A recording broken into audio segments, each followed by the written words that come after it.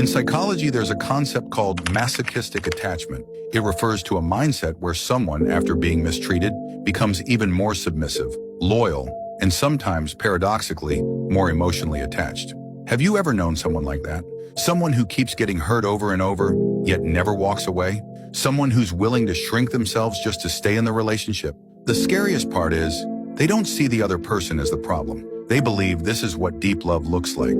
They think that if they just hold on a little longer, the other person will eventually change. But here's the truth. This kind of painful attachment can be even more addictive than freedom. You might assume that being hurt would drive someone away, but in certain toxic relationships, the pain actually tightens the bond. There's a psychological pattern at play.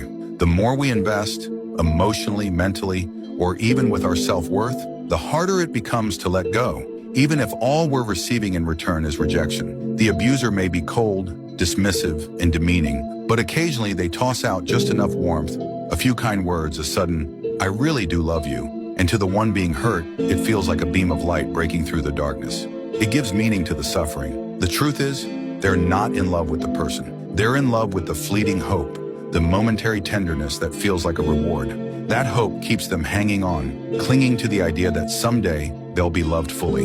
In relationships like this, one person controls, the other submits.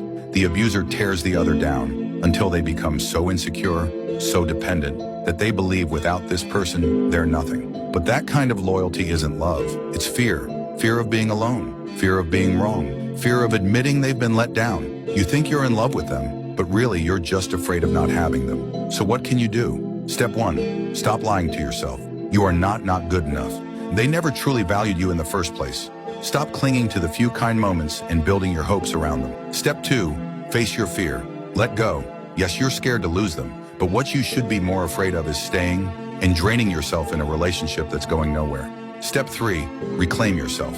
Your worth is not defined by anyone else.